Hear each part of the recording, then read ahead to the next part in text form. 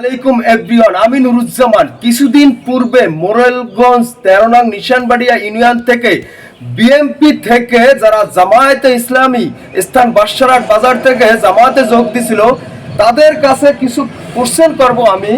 আসসালামু আলাইকুম। ওয়ালাইকুম আসসালাম ওয়া রাহমাতুল্লাহি ওয়া বারাকাতুহু। আপনার নামটা কি আমরা জানতে পারি? আমার নাম মোহাম্মদ শহীদুল ইসলাম।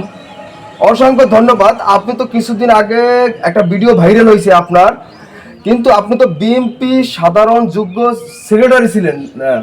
হ্যাঁ, যুগ্ম সাধারণ সম্পাদক 2 নম্বর ওয়ার্ড। মাশাআল্লাহ। এখন তো আপনি জামায়াতে ইসলামীতে যোগ দিয়েছেন, আপনার কাছে কেমন অনুভূতি লাগছে এই জামায়াতে ইসলামীতে যোগ দেওয়ার পর? আমার অনুভূতিটা আসলে বলার না, যেটা আমি একটা ঠিকানা খুঁজে পেয়েছি যে আল্লাহর অনুকূলে হয়তো কাজ করতেছি, ইনসাফের পক্ষে কাজ করতেছি, কোরআনের পক্ষে কাজ করতেছি, এরকম কিছু পাইলাম। 2024 সালের 5ই আগস্টের পরে মনে করছিলাম বাংলাদেশটা একটা স্বৈরতন্ত্রের হাত থেকে ফিরে আসছে, কিন্তু দেখলাম পরবর্তীতে আমি যে দল করতাম এই দলেরই লোকজন চাঁদাবাজি বা বিভিন্ন নির্যাতনের মধ্যে তারা আসক্ত ছিল। ওইটা দেখে আমাদের আর ভালো লাগে না যে আমরা মানুষের সেবায় নিয়োজিত ছিলাম বা নিয়োজিত থাকতে চেয়েছিলাম, কিন্তু দেখলাম ওইখানে থাকলে আমরা সেটা থেকে পারি না। এবং এখন তো এই দেশে জীবনযাপনের ক্ষেত্রেও আমরা খুবই অসহায় বোধ করছি, এবং পরকালে হয়তো মনে করছি এটার জবাব আল্লাহ তাআলা এক সময় নিবে।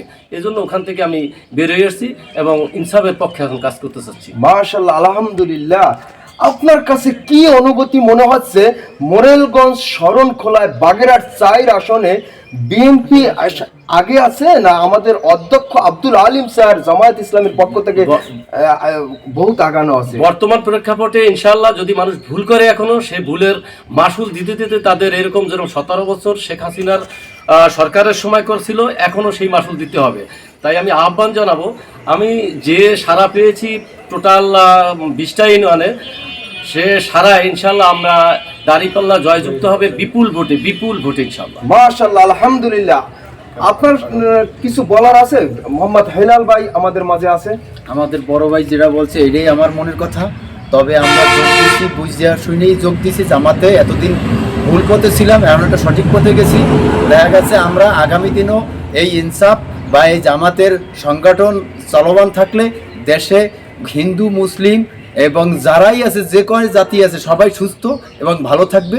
এই জাইনে শুনেই আমরা এই জামাতের সাথে সংযুক্ত হয়েছি।